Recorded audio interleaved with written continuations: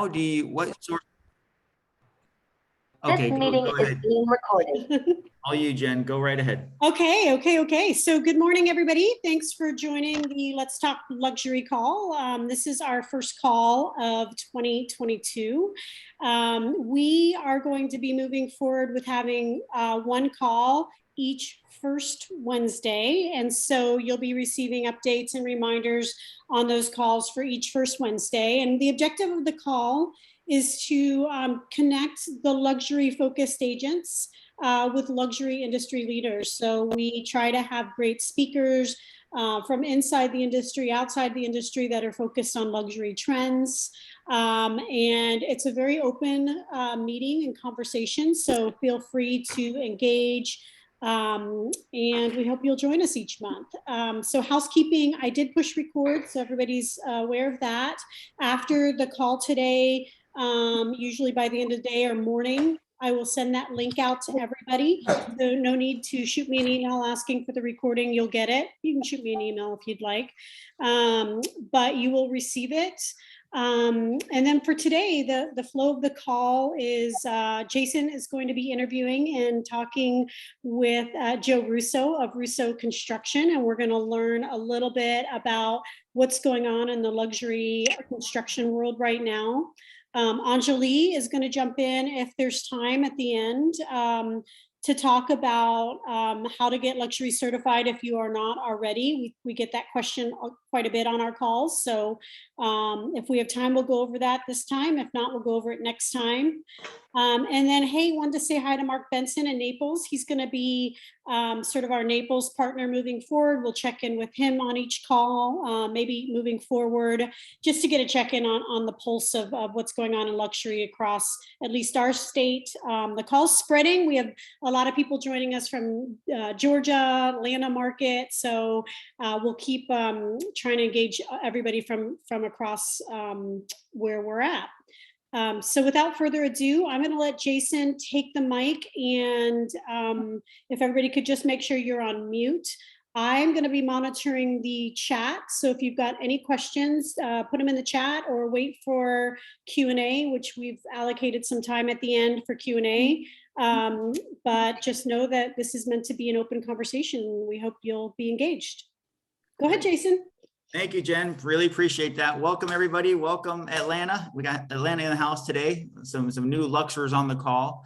Really happy to announce our guest for today. His name is Joe Russo. And if you live in Miami, you're driving around Pinecrest, Coral Gables, Coconut Grove, you're seeing his signs everywhere.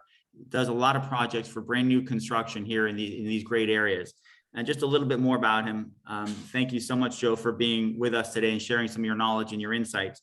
A good relationship with the client is very important to him. He works with the architect to resolve problems. He never points the finger, always finds a resolution. For him as a builder, safety is number one.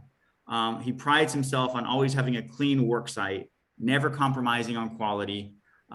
He uses subcontractors that he has a good relationship with. Very humble gentleman who does big things. So I'd like to introduce you to Joe Russo. Hello, Joe. Hi, everybody. Hi, Jason. Thank you for having me today. No problem. Very nice to have you here today. So some questions for you. How did you get into being a builder of luxury homes here in Miami? Well, that's a tricky little answer, but anyway, let me explain to you how I stumbled upon it. I own and also still own an export company that I export to the Caribbean for construction companies, high-end, building high-end homes. So over the course of the years, I had, started, it was 10 years before I got into building, but while I was doing my export business, I learned about different types of high-end materials, and starting from steel to concrete to block I've supplied to them, and then also different marbles and, plumbing supplies and different things that went into building a very high-end home in the Caribbean. And then I said to myself, let me see how I can push this further in Miami, where I'm from, or have lived for the last 40 years. That's how I basically got into construction. What happened is that in my neighborhood in South Miami, I was very impressed with a developer that came into my neighborhood bought a piece of property and he subdivided it into two buildable properties. And he was able to go ahead and build two homes on that and make substantial amount of money by doing so in this neighborhood. So that impressed me so much. So happens that one day I was on my bike riding in the neighborhood and I'd seen a lady just putting a sign in the ground for sale. And I knew that I could build two houses on the property, the one property. So not telling her this, but I basically sight unseen gave her an offer, ended up buying the property, subdividing it, and building two homes on it, and then selling them for something, made very good profit at the time. And then that was when I knew I'm going to be, I need to be a builder. So that started off my building career in 1998, and then that kind of led the path to building several homes throughout Miami, Coral Gables, Coconut Grove, Pinecrest. Those are the main areas I've been building in for the last 20 something years in Miami. Nice. I'd like to show some photos of one of your recent homes, if you don't mind. Geraldine, can you share with us the photos of one of Joe's recent homes? She's there. She'll be sharing the screen in a moment. Yes, sure. Thank you.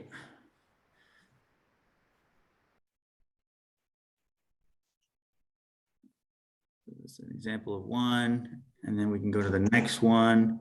And any commentary you'd like to add on these homes, Joe, like where they're located, etc., feel free. Continue, Geraldine, if you would. That's a big home. Was that like 8,000 square feet? That's about 7,000 square feet. It's on the water, Caribbean style, which I do tend to build a lot of that style. Back when I was doing more development, yes, but that is about 7,000 square feet around there. What would a house like this sell for today, would you say? 6 million. 6 million. Gotcha. Continue, Geraldine, if you would. Okay, so here's an interior. We just saw your logo there a moment ago, Russo Construction. Again, Joe Russo. Wow, a lot of details of the millwork there on the ceilings that you do, the natural light. A lot of detail goes into that. Clerestory windows. Beautiful. Wow. Okay, continue if you would, Geraldine. Beautiful. That's all that mitered edge, the waterfall, the kitchen that everyone uses now. And a lot of people don't like to use marble, which that house, if you go back to that right there, that's real marble. And I like to use that type because it's a higher end material, but yes, you'll have a lot of homeowners saying, oh, my wine's going to spill on there. And, it is more maintenance, but the beauty and quality of something like that is just a completely, you can't night and day. Yeah. Beautiful. Wow. And it's very minimalist and just very clean and elegant. And love that. Gorgeous. So you typically build in Pinecrest, Coral Gables, Coconut Grove, South Miami. Would that be accurate? Yeah, those are my main areas that I do build in, and that's where I continue to build right now, and I do have several homes, building and also in the future coming up. Gotcha. And a typical thing that we always hear is, how much does it cost to build a home like this? What is the cost per square foot for a home with those finishes that you just showed us? What is your cost, if you don't mind?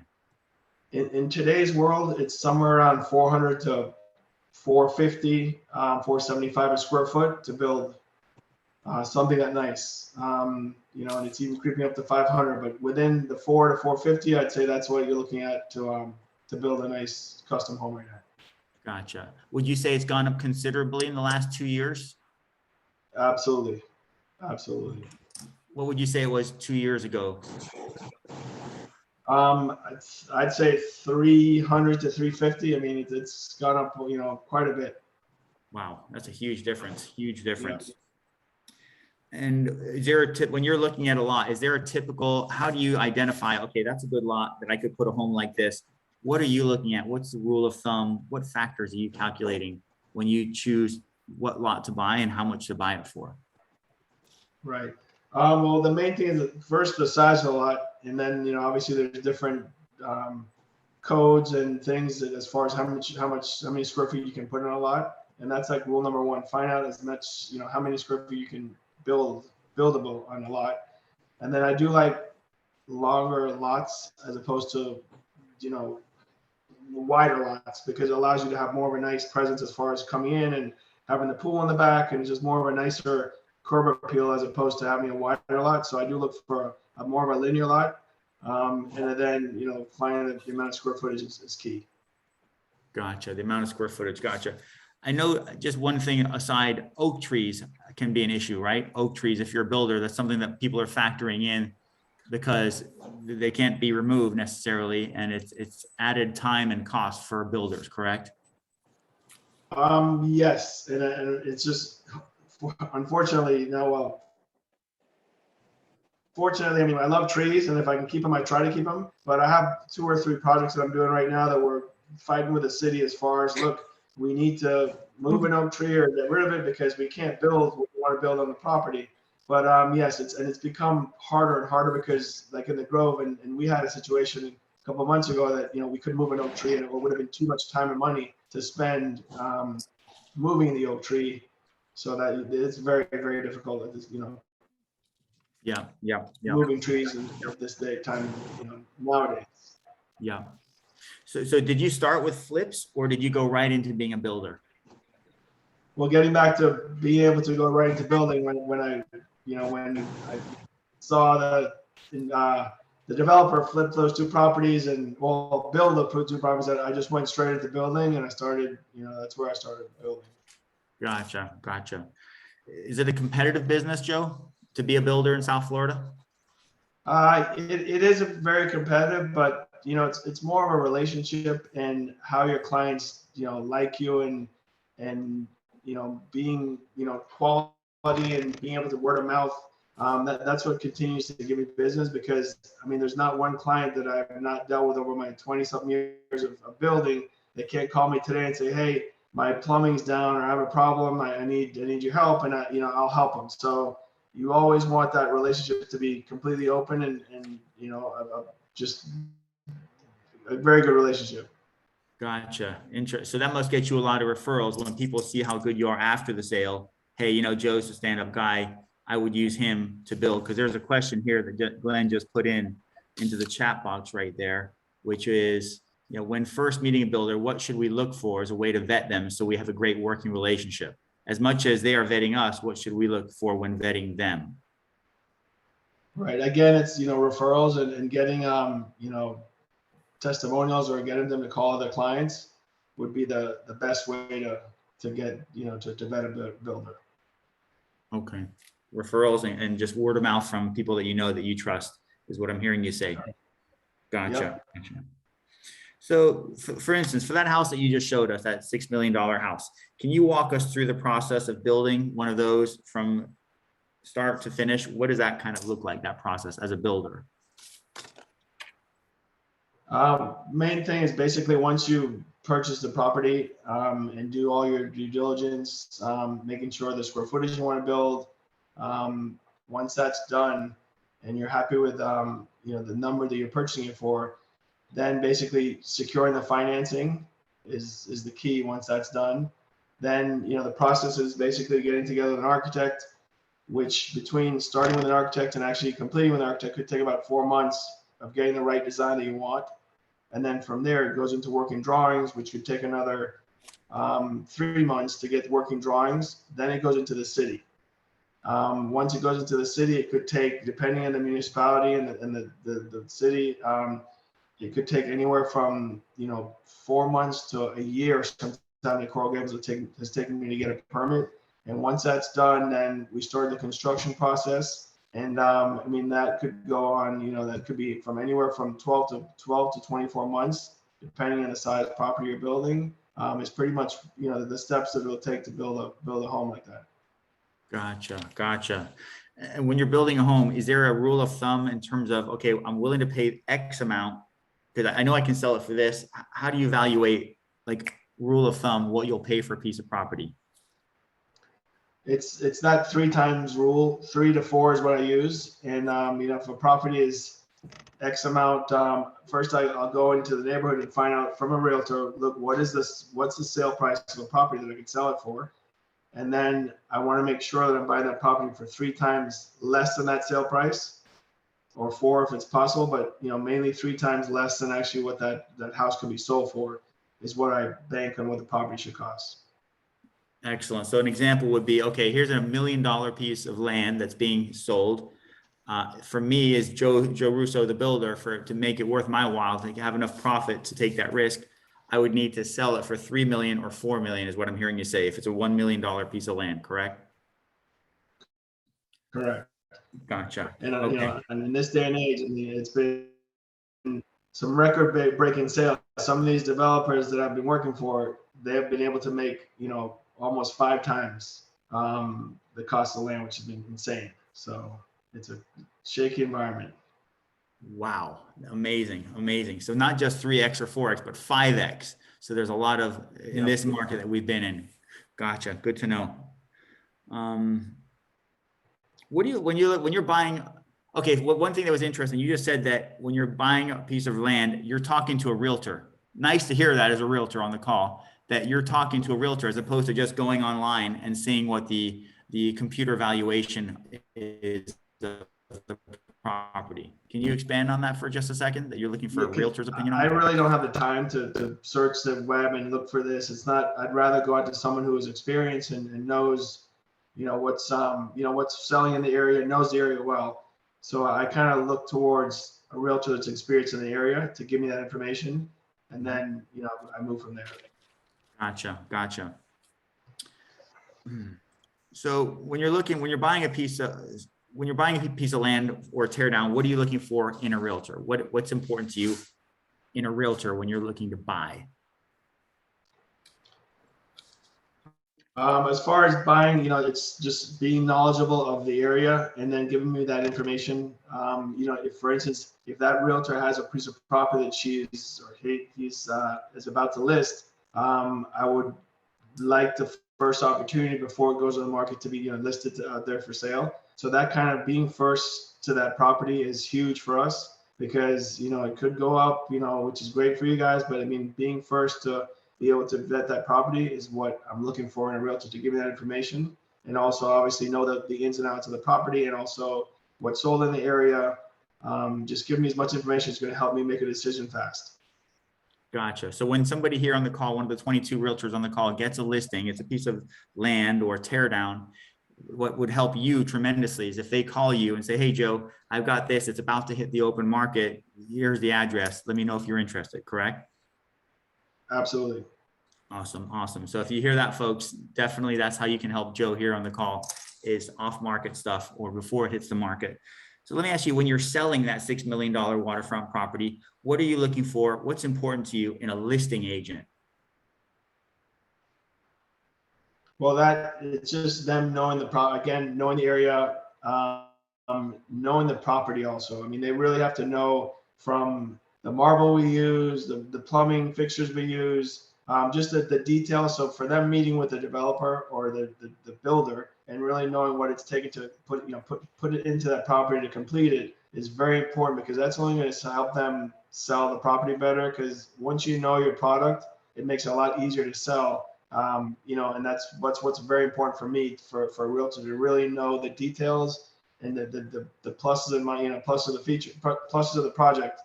To really know the product well is my biggest thing for them. That's okay. Great insight. Appreciate that. And question, what do people not know about being a realtor? About being a builder. What do they not know about being a builder? Well, they probably don't know how many times I go, if it's a 2-story house, how many times I go up and down the stairs, how many times I go in and out each room. It's a lot of work on our end. And, and we just have to, it's just the same thing over and over and over until the house is completed. And it's just a lot of time that we put in to for me personally, the finishes, making sure they're right, the walls are straight, the baseboards are, there's no curves to, there's a lot of details that goes into building that, a lot of people don't realize that how much time it takes, which is one of the biggest things. It's a lot of time, and, we work for our money. So that's the biggest thing. Gotcha. So you don't need a Peloton. It sounds like you're getting enough cardio as it is going up and down those stairs. That's for sure. Gotcha. And then, so yeah, Another question I've written down is how can realtors on this call help you? Can you give your number and we'll have Jennifer put that in the chat, how the best way to contact you, whether it's by phone, text, email, if they see any good properties for you. Yeah, absolutely. And first, I want to thank you, realtors. I know you guys do a great job and you work very hard, and people don't, they don't realize how much time and effort you guys put into your job. And I know realtors work harder than us probably because they're 24/7. And I just want to thank you guys for that and appreciate your efforts. As far as contacting me, Jason, I'll pass on. I'd rather text or email. So I'll pass on my information to you and whoever else we need to pass on to the realtors on the line. And that's pretty much, best way to get a hold of me. Yeah, when you send that either to Jason or myself, I'll make sure that it goes out with the follow-up email and the recap, so everybody has that. Hey, Jason, there's a couple calls and a couple questions, really great questions in the text. Sure. I'll scream them out.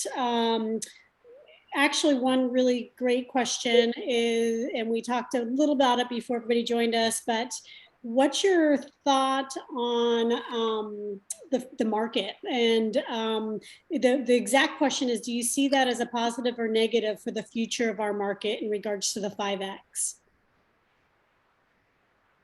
Good question. Well, Good question. Right. So anyway, as far as the market's concerned, I think we were going to touch on a thing as far as material costs. Material costs, well, we did a little bit, has gone up, tremendously. And that's one of my biggest worries because, like in my contracts, I'm having to have, buyers and end users sign an escalation clause, which I've never done before. But it's like if the material goes up, they basically have to eat that cost. And that kind of is not fair to someone building their home, for themselves. And that kind of worries me because if that continues to go up, I think the building market will definitely have to slow down because prices have to have some, not everyone can afford to continue on the escalations. So that worries me. And that's why the market is very, very unstable. I think it won't drop like it did maybe in 2008. It may come down a little bit because there's real money in the market, which is good. And people are coming in from out of town, spending, paying cash for some of these properties. So getting to that 5X or whatever it is, I think it'll level off. I'm not sure when, but it will level off. And I'm hoping this supply chain, which is one of the biggest problems right now, if that gets back to normal, I think that'll kind of stabilize the market to kind of slow it down a little bit, which is what, just the supplies is very difficult. I'm having to purchase, plumbing supplies and appliances, when I'm breaking ground now and I'm ordering appliances. I've never done that ever. So it's really a new territory to everybody right now. And there's no one, we've never seen this before. So this is kind of all new. And, we just have to take, I guess, one day at a time and see how it all pans out. But I think it will not return to, I don't think the market is going to drop out to where, the price are going to drop that substantial in the near future. So I hope that was helpful. Maybe a little bit more than what you'd asked for. It's a tough question to answer. Another question was a fun question, and I'm going to add on to it. So the question was, what's your favorite style to build? And then I'll add on to it, what do you see in luxury trends for design and style? Right. I'm originally from the islands, from Jamaica. So I have always built Caribbean style is my favorite. Caribbean Bermuda style is what I like. And it's pretty much Florida vernacular also. It's very similar. And that is kind of timeless. The modern, I've seen it come and go, and I will build it, obviously if the customer likes it. But I think that, Florida vernacular, Caribbean, Bermuda style, that's kind of timeless for the environment we live in. And that's what I see. That's what I like. And, to answer that question, that's what I like. But, obviously everyone's different, and it's what the homeowner wants. But that's what I like. And then, do you see any trends within the luxury community? I think someone was telling us we've heard different trends coming for different styles of homes. Modern is very popular right now, and it's still going well. So I don't. As far as trends, I do see modern there, but will it last forever? I don't know. Okay. But not, you know, the high end, I see a lot of modern, but you know, you see a little bit of everything, but modern is definitely what's going on right now. A lot more modern. Great. So maybe, Jason, do you have any more questions? Should we open the mic for some of the? A quick follow-up question was spec building versus building for an end user. Can you educate us a little bit more on that and which you prefer and what are the distinctions between that, Joe? Spec versus building Yes. for an end user. So spec building is obviously, or I'm sure most of you know that, but it's when you basically purchase, like for instance, if I was it's more of a developer or a builder doing everything. So I would purchase a piece of land. If there's a home on it, I'd tear it down. I would get the financing. I'd build the home up, you know, until it's complete. Then I would go out and look for a buyer. So I'm taking all that risk from the beginning to the end. So if the market does change while I'm doing that, you know, you would basically have a possibility of losing, you know, your investment or what your performer was for. You may not do well with it. So that's the risk as far as compared to an end user. You're basically going into a contract with end user. You know what it's going to cost you, and that's what you're going to, you know, profits there. So you just got to continue and complete the house, and it's more of a stable and secure way to do business as a builder, as opposed to doing spec. So you already have a buyer in place. They're going to pay you a fee to build the home of their dreams. You don't have to worry about who the buyer will be as you absorb all the risk. So you like the end user. I've come across, in my opinion, end user is willing to pay more than a spec builder for the land. Is that correct? Yes, you're correct. You're correct. Mm-hmm, mm-hmm. So because they don't have to build in necessarily as big of a profit margin for the end user as you would for a spec builder who's taking all that risk for a 2-year period to buy the land and do all the stuff that you just mentioned, right?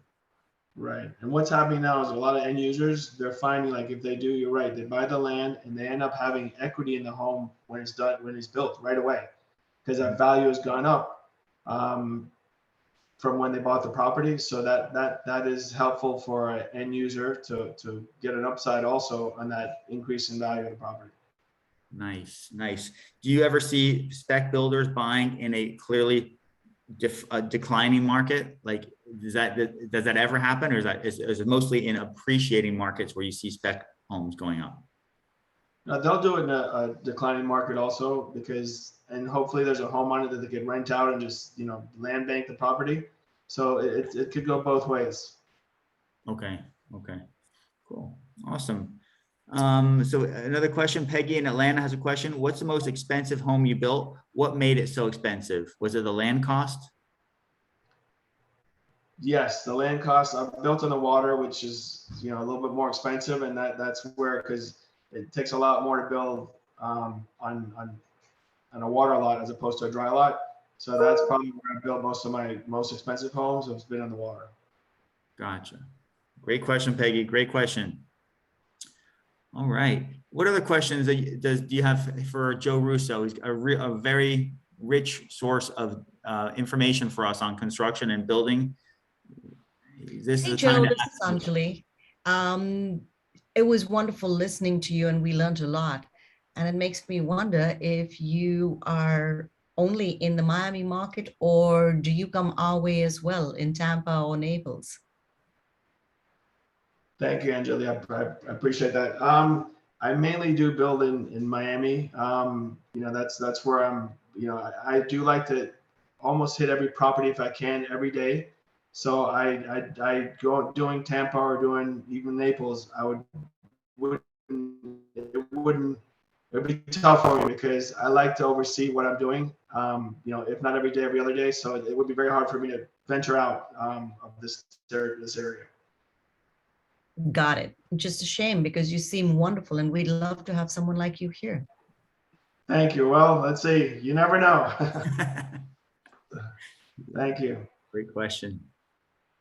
Any other questions for Joe while we have him? I'll Yes, add go one. ahead, Mark. Mark over in Naples, Keller Williams, Naples. Thank you. Hi, Joe. Thanks for being here and thanks for all you shared. Is there any one thing that we haven't talked about already that you would recommend that we advocate with our clients that they include in a home that they're building? You know, the safe spaces now, you know, certain kinds of technology, things that someone might not think of off the top of their head. Right. I mean, the main thing is wiring a house, whether you can afford it now or for future. Like to wire, for instance, we mentioned technology, to wire a house for, you know, whether it be Crestron, Lutron, or Control 4, which are things that I don't know if you guys would know about them, but these are just mainly technologies to things that go into a home. And you want to make sure that they at least wire the house if they can't afford it for future, because that's going to help resale. And also just if they're putting it in, it's better to do it. It's a lot cheaper to wire a house for that type of technology as opposed to doing it, you know, later having to redo the whole thing. That's one of the main things. And then as far as like for, you know, generators and certain things like that, again, whatever you can pre-wire for future, you know, definitely it's worth a spend now as opposed to doing it, you know, having to do it later or for resale. Great question, Mark. Great question. So Crestron, Lutron, or Control 4 have it pre-wired for that, plus the generator. Right, generator and yeah, anything you can pre-do is better off. And those are the two main things that you want to definitely make sure are in place, especially generator for the environment we're in here. And then, you know, technology is changing every day. And if you use the right, whether it's Cat 6 they have now and the right wiring, that way you're good for the future. Or at least providing the accessibility to feed wires in the future, even if we don't use it today. Exactly. Excellent, excellent. And you had a question, Pilar? Yes. Hey guys. So I had a question. I'm gonna piggyback off Angeli, her question about going to Tampa. Would you go to the Keys? I would think it all depends. Again, like I said, relationships are everything. And if I Okay. find the right client and I put the right team together, I mean, I'll oversee it. So this is a marriage to me. It's you know, some of them turn into divorces. Thank God I haven't had that, but I've heard horror stories. But it all depends on the relationship and how I can, you know, if they're happy with what you know, I could offer to them as far as, you know, what I could do for the client. That's right. That's right, Glenn. I see what you wrote. I agree with that. He said throw in a fishing charter, and I agree with him. I'm It's a big paradise. fisherman, so you may pull me down there.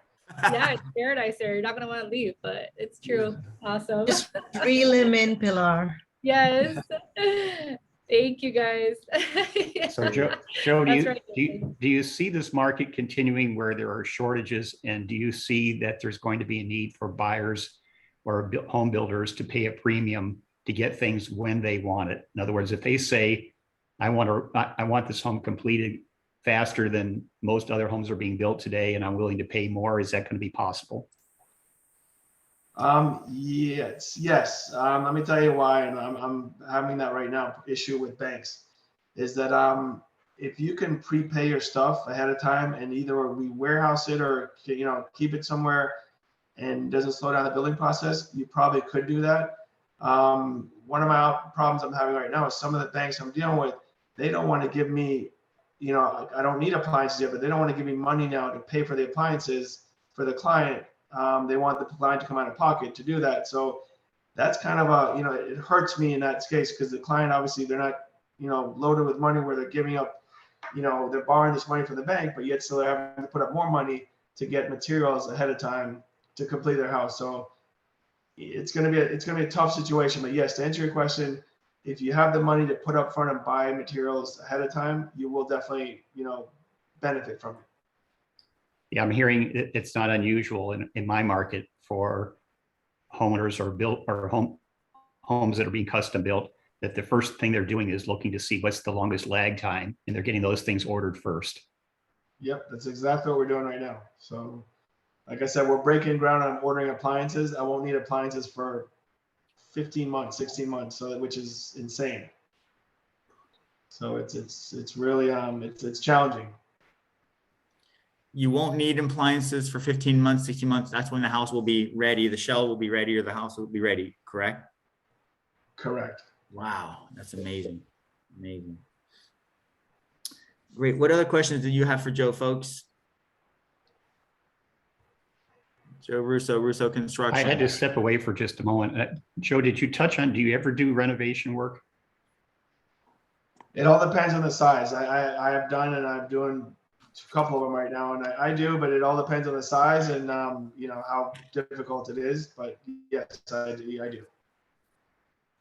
Would you say that is the same cost of construction for renovation as it is for new construction, 450 to 500 per square foot to renovate a property? It's actually harder to renovate than it actually is to build new. It's just a lot. I actually charge more for renovations as opposed to new construction. Interesting. Because it's a lot more work to do a renovation. So maybe instead of 450 to 500, as it would be for brand new construction, maybe closer to 600 for renovation per square foot. I mean, I wouldn't say that, but somewhere around there, in the lower end of that. But yes, it's definitely more. Gotcha. Maybe not in the more in my cost as opposed to the actual, you know, material and building costs. Mm-hmm. Good to know for us when we're quoting buyers, you know, how much would it cost me per square foot to remodel this beautiful home on this big piece of land here? We should be prepared to say somewhere maybe in the low to mid 500s is kind of an estimate. Would you say that's fair to say? Right. And again, Jason, it also depends on the area you're in. I mean, that price is more of a very custom high-end home. I mean, it could be less when you're dealing with a, you know, something, you know, in the million range or something, you know, a house that's worth $1 million or $2 million. It may be less money than that, but I'm you know, giving you an example of a higher end home. Understood. A question that comes to mind is we have people on the call here from Atlanta, for instance, different market than Miami. Would you say that the 3X rule, if you were to guess, and maybe the Atlanta agents can chime in, does the 3X rule apply in Atlanta? Like if you're buying a piece of land for $200,000 in Atlanta, can you expect the new construction on that land to sell for $600,000? And Joe, if you have any thoughts on that, it'd be great to get your thoughts too, if you have any on it, especially the Atlanta agents like Peggy and some of the Yes, others. I see it being a 3X here in Atlanta. Definitely. Good to And know. with the constraints, with the, you know, all the materials, I haven't heard about the 15 months on the appliances yet, but I'm going to call my buyers right now and talk to them about that. But there's a lot of remodeling going on here also. The challenge is just finding the lots to build, you know, 1 and 2 build homes, you know, a custom home.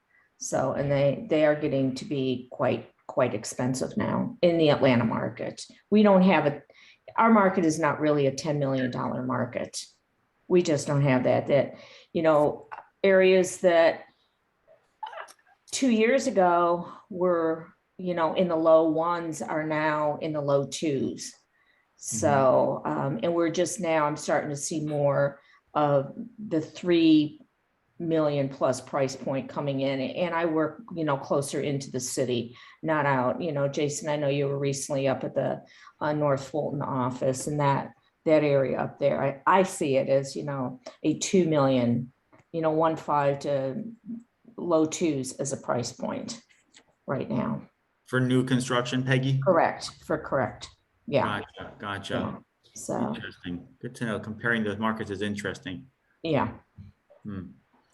Awesome. So any other questions for Joe before we say thank you, Joe? We appreciate your time. Any other final questions? Joe, I had a question for you. I have someone who's building a new house and it's in a 55 plus community. So it's definitely not custom. But the thing I noticed is the 3.0 doors up from the 2.8 doors that are typical in building. Boy, what a huge giant difference that makes just in the whole view of the house as you're walking through it. Do you build all of your customs with 2.8 or 3.0 doors, or, you know, what? Yeah, I do use actually more 3.0s than I do. So just Okay. a wider, just a more of an easier open than the smaller one. So I do that. It's a big Okay. difference. Yeah, because it seems like as a more aging place, and I know Florida has a higher age population than Atlanta does, but here, as you know, people want to stay in place more and more, and you can always retrofit a bathroom or a kitchen sink to be that age accessible area, but those doors, you really can't do that, and that's Right. tough getting through some of that. So unless you get the hinges that open the door just a little bit more. But thank you so much. Yep, no problem. Thank you. Joe, thank you very, very much for your time and sharing some of your knowledge. We really appreciate it. We've got your information here. Joe Russo, I'm going to say your number one more time. Mobile 305-986-4397.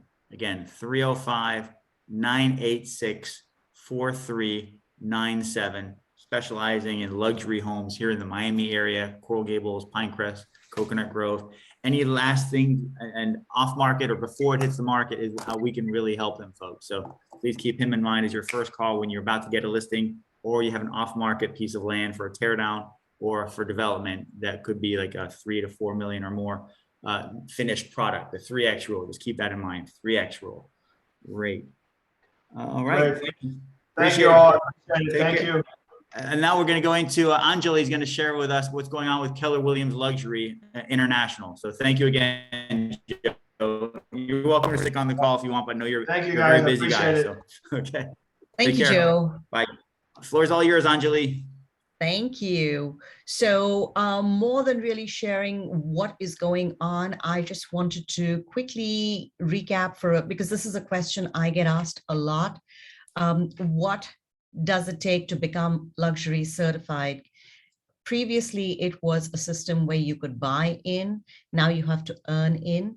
So I am going to be sharing my screen. So give me a second while I try and share it with you.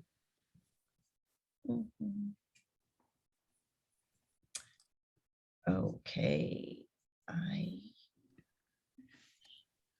While you're doing that, I'll just like to say hello to Diana Berger. I believe you're in Atlanta. Dwayne Butts. Let's see. We have Jamie Block in Chicago. Thanks for joining us. Julia Wright of Tampa. Peggy, thank you there for being a supporter of this monthly Zoom call that we have up there in Atlanta. So yeah, hopefully you guys are getting a lot out of it.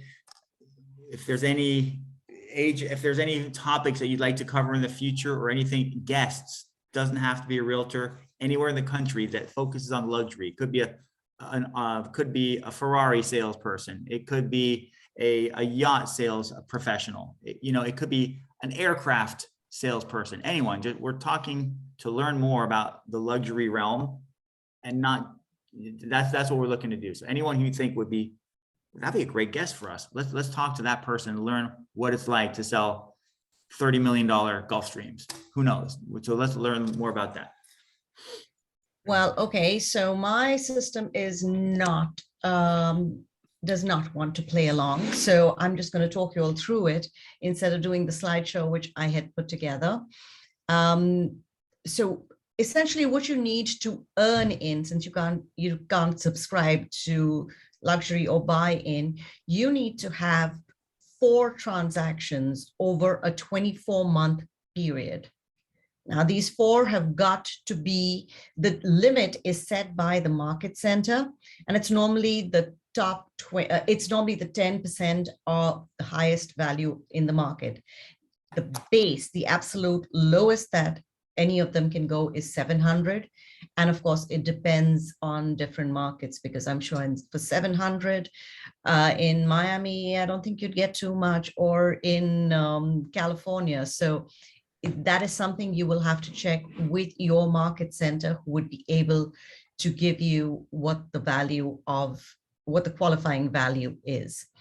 So now the important thing to remember is you earn in based on your individual production, not through your team or your rainmaker. And all you really need to do, it's really very simple, as long as you have your sales together. 1 million is the qualifying for luxury in Miami. Well, we're at 700 right now in Tampa, and judging by the way the market is going, I'm pretty sure we're going to be changing that very soon. So we'll keep you posted when it does happen. Now, once you do qualify in, if you do not keep up your production of having at least 4 transactions over the base amount, you don't get to stay, unfortunately. So you've got to keep working at it. And that's why you need to connect with people. You need to have more knowledge poured into you like we do on this call. Now that's talking about the earning in. Once you're in, what does that do for you? You get access to their entire library, the hub, which is very rich with content. You have client-facing branding that you get, that is all done, and you get to use it. You get professional services, you get property, signs, and listing. You get invited to luxury calls, and there's a lot of learning from Brady Sandel and others that are market leaders. And of course, with things like family reunion coming up, there is immense networking potential there, where they have special events catering just to luxury certified people. So that is a great place to go and get referrals and connect and network. I mean, Julia, who's in our office and who co-chairs the luxury team with me, she makes a killing out of just her referral network from joining calls like this and talking to people at family reunion, etc. You also get some really cool access to some really cool merch. So you can, have your folder, get a binder from there that, when you're in family reunion or something, people just know, or a t-shirt or a hoodie. So there are all these things that go into it, which is wonderful. You can get your ads placed in the luxury magazine. Wouldn't we all love to be in that one? And get invited to special luxury symposiums and receptions. So there are a lot of benefits to being part of the luxury certification. And does anyone have any questions at this point? This is Peggy in Atlanta. I have a question, Peggy. and I just put 2 logos in the chat box. And Alrighty, let me see. I hope I did this right. Is it KW Luxury International and the KW Luxury Base logo? I don't understand what the difference is between them.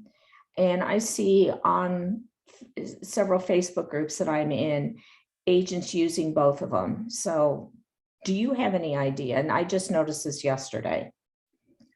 I might be speaking in error, but I don't really believe there's that much of a difference in the use of them. I could be wrong. And if anyone knows otherwise, feel free to jump in and correct me. At one point, and I don't know if it's still in effect, you were supposed to use your Market Center logo in combination with the luxury, because KW Luxury is not a brokerage. So for example, if you're doing a sign, you need to have your Market Center logo on there, even if you're using the KW Luxury logo. And the logo can only be used on signs that are printed by the one company. It's not Oakley, it's the other one. Okay. I'm just thinking about the logo in general, the KW Luxury logo, which is black, and then the KW Luxury International, which is a 2-tone. Peggy, I just went on, and by the way, I tend to, coming from a brand background, I tend to just go to where the company is marketing and find all the latest. So I sent you a link to the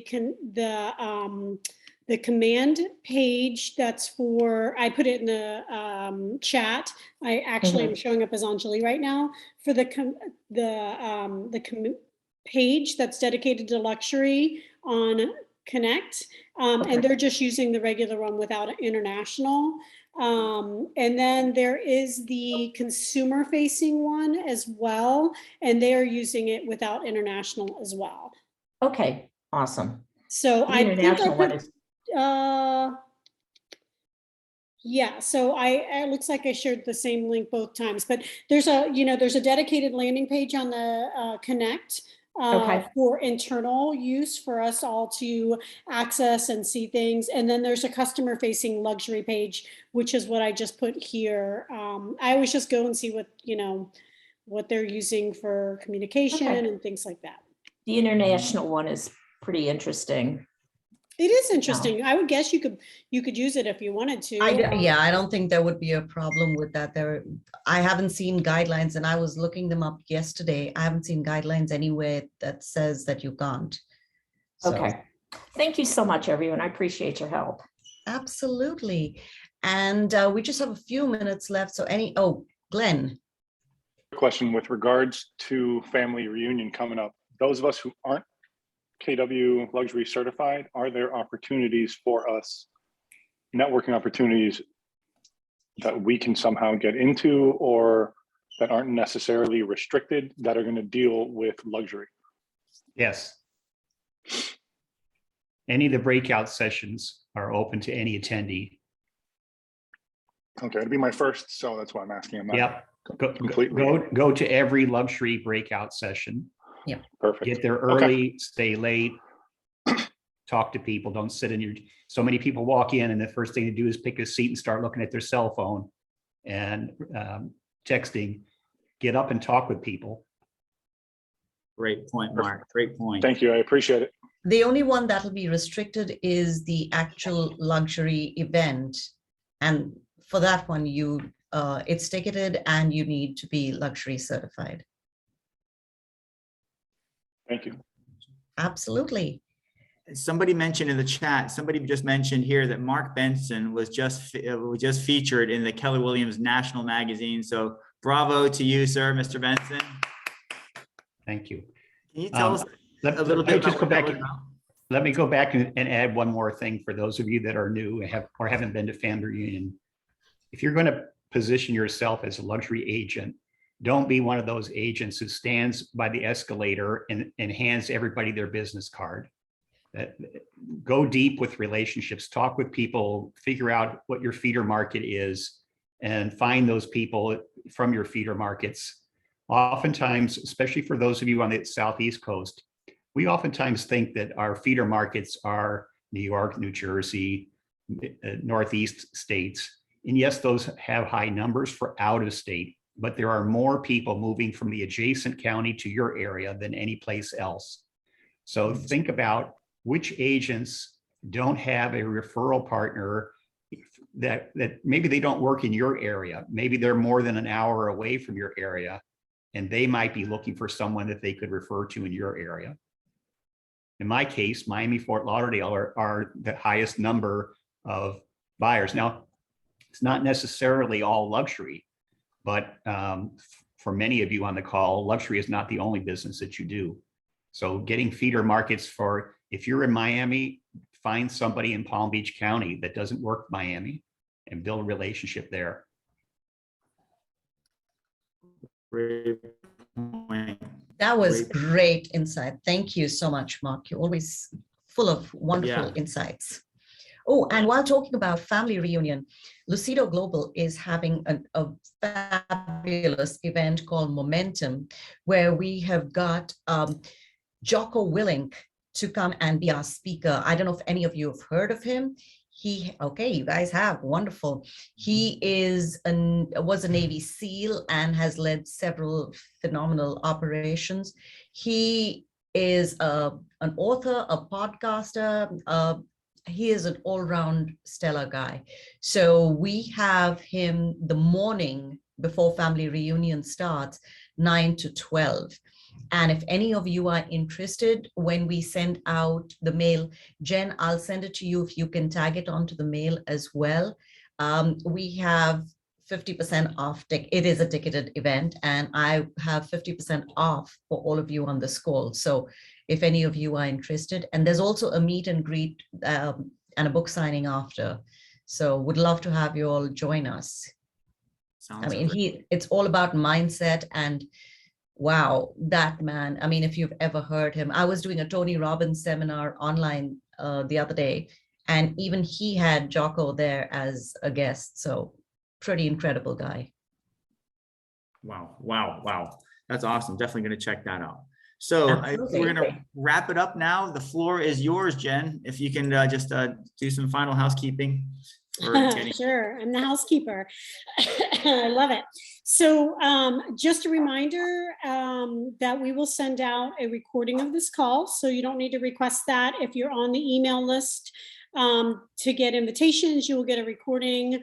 If you're not on the email list and found your way here or want to add somebody, just drop me a note and I will add them to the list. I've put everybody's email, Jason, Anjali, and mine in the chat. My information is showing up under Anjali. But we are going to meet every first Wednesday. Again, the objective is to just connect luxury-focused agents with luxury industry leaders, and we hope you'll continue to join us. If you have any suggestions for speakers, send them to one of us and we will follow up. If you want to add anybody to the list, I see you, Heather. I will make sure that you're added. And then another big piece of the objective of this call is referrals and getting to work with each other. So you guys know that Anjali and I are in Tampa and Jason's in Miami. If you need to reach out to any of us, of course, please do for referrals. But if you need to find a referral recommendation in Atlanta or another area, just drop us a line. We'll connect you and we'll just continue to get to know each other. I think that's it. Jason, Anjali, did I miss anything? You No. never do. You're awesome. Thank you. Absolutely. We're all set. It's just the next meeting would be, we're looking to do it the first Wednesday of each month. That's correct. So would that be March 2nd would be our next meeting at 11 a.m. if you want to put it on your calendars, folks. And feel free to spread the invitation to others, get a bigger network going, focusing on luxury. Bring a friend, especially if you can invite people from other markets to join, that would be great, because it'll be really beneficial to them as well, because everyone's moving to Florida, as we know. So it would be a good place for them to come. All leads end here in Florida. Yes, absolutely.